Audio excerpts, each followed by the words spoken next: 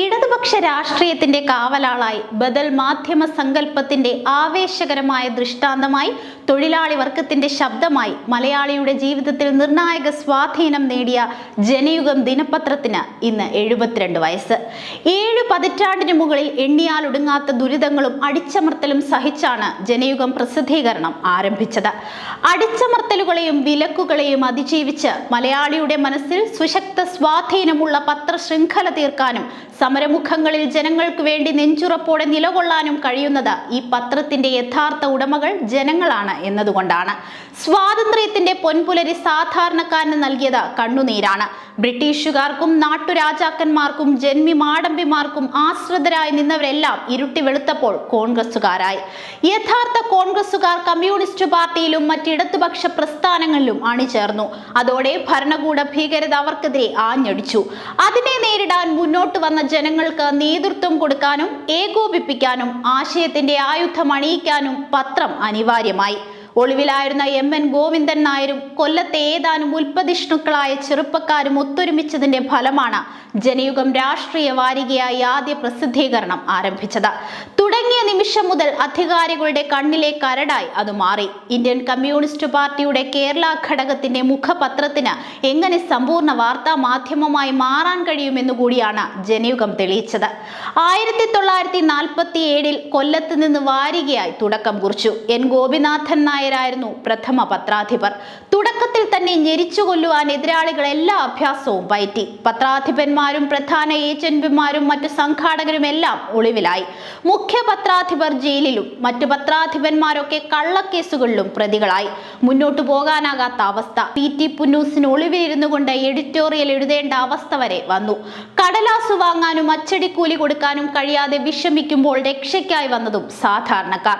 ജനയുഗത്തിന്റെ ആദ്യ പ്രസാധകനായ ആർ ഗോപിനാഥൻ നായരുടെ അമ്മ പാട്ടക്കോട്ട ജാനകി അമ്മ, ജനയുഗത്തിന്റെ ഫോർമാനായിരുന്ന കൃഷ്ണ പണിക്കർ, അദ്ദേഹത്തിന്റെ അമ്മ കെ എസ് ശ്രീധരൻ, ഇലവന്തി കുഞ്ഞിരാമൻ എന്നിവരൊക്കെ അതിൽ ചിലരാണ്. വാരിക നിർത്താനുള്ള അനുമതി തേടിയെത്തിയ പത്രാധിപന്മാരുടെ മുന്നിൽ രക്ഷാപുരുഷനായി പ്രത്യക്ഷപ്പെട്ടത് എം.എൻ. ഗോവിന്ദൻ നായരും.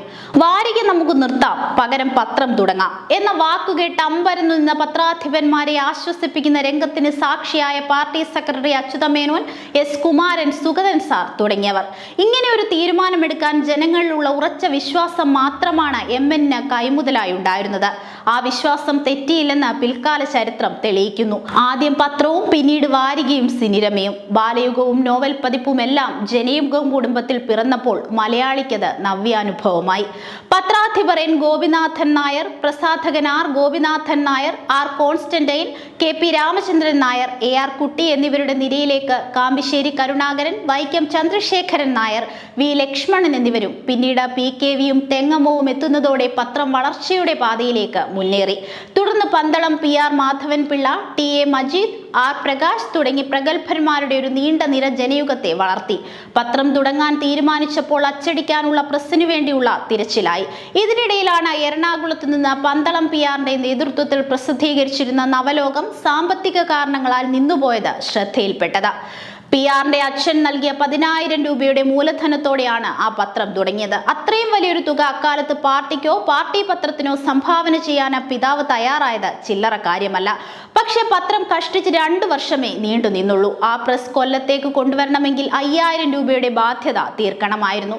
അതിനുള്ളതും പത്രം അച്ചടിക്കുന്നതിനുള്ള പ്രാഥമിക ചിലവുകൾക്കുമായി മറ്റൊരു 5,000 രൂപ കൂടി കൂട്ടിച്ചേർത്ത് 10,000 രൂപ സംഘടിപ്പിക്കാൻ എം.എൻ. നടത്തിയ പരിശ്രമം ചരിത്രമാണ്. മധുര പാർട്ടി കോൺഗ്രസ് നടക്കുമ്പോൾ അവിടെ പ്രതിനിധിയായി എത്തിയ അരുണ സഫലിയോട് പേട്രിയറ്റ് പത്രാധിപൻ ഇടത്തട്ട നാരായണൻ വഴി EMS-നെ ഇടനിലക്കാരനാക്കി നിർത്തി ആ തുക കടമായി സംഘടിപ്പിച്ചു. ആ പണം പിന്നീട് കൃത്യമായി തിരിച്ചു കൊടുക്കുകയും ചെയ്തു. 1953 നവംബർ 16 നവലോകം തുറന്ന ജനയുഗം ദിനപത്രം ആരംഭിച്ചു. 1958 ഫെബ്രുവരി 2 ജനയുഗം വാരിക പുനഃപ്രസിദ്ധീകരണം ആരംഭിച്ചപ്പോൾ അതിന്റെ പത്രാധിപർ വൈക്കം ചന്ദ്രശേഖരൻ നായരായിരുന്നു. 1963 അദ്ദേഹം ജനയുഗം വിട്ടുപോയപ്പോൾ വാരികയുടെ സാരഥ്യം കാമ്പിശ്ശേരി കരുണാകരൻ ഏറ്റെടുത്തു. പിൽക്കാലത്ത് വാരികയുടെ പത്രാധിപന്മാരായി തെങ്ങമം ബാലകൃഷ്ണൻ, മലയാറ്റൂർ രാമകൃഷ്ണൻ, ആര്യാട് ഗോപി ഗോപി, തിരുനെല്ലൂർ കരുണാകരൻ, കണിയാപുരം രാമചന്ദ്രൻ തുടങ്ങിയവർ പ്രവർത്തിച്ചു. കമ്മ്യൂണിസ്റ്റ് സർക്കാർ അധികാരത്തിലേറുന്നതിനും വിമോചന സമരത്തിലെ എതിരാളികൾക്കെതിരെ പോരാടുന്നതിനും ജനയുഗം വഹിച്ച പങ്ക് അവിസ്മരണീയമാണ്. കമ്മ്യൂണിസ്റ്റ് പാർട്ടിയുടെ തിരുവിതാംകൂറിലെ ഏക ദിനപത്രമായ ജനയുഗം സർക്കുലേഷന്റെ കാര്യത്തിൽ 4ാം സ്ഥാനത്തായിരുന്നു. ജനയുഗം പത്രമാണ് ആദ്യമായി പോക്കറ്റ് കാർട്ടൂൺ പരീക്ഷിച്ചത്. അതിന് രൂപം നൽകിയതാകട്ടെ പ്രശസ്ത കാർട്ടൂണിസ്റ്റായ യേശുദാസനും. ജനയുഗം കമ്പനി ആയപ്പോൾ അതിന്റെ ആദ്യത്തെ മാനേജിംഗ് ഡയറക്ടർ സി അച്യുതമേനോനും, തുടർന്ന് EMS, MN Govindan Nair, S Kumaran, PKV, CK Viswanathan, P Raveendran, J Chittaranjan, M Gopi തുടങ്ങിയവരും പ്രവർത്തിച്ചു. കലർപ്പില്ലാത്ത വാർത്ത, വിട്ടുവീഴ്ചയില്ലാത്ത രാഷ്ട്രീയം, സാമൂഹിക വിഷയങ്ങളിലെ ആർജവത്തോടെയുള്ള ഇടപെടൽ തുടങ്ങിയവയാണ് ജനയുഗത്തിന്റെ മുഖമുദ്ര. CPI മുഖപത്രമായിരിക്കുമ്പോൾ തന്നെ എല്ലാ വിഭാഗം ജനങ്ങൾക്കും ആശ്രയിക്കാവുന്ന വർത്തമാന പത്രമായി ജനയുഗത്തിന് തലയുയർത്തി നിൽക്കാനാകുന്നത് അതുകൊണ്ടാണ്.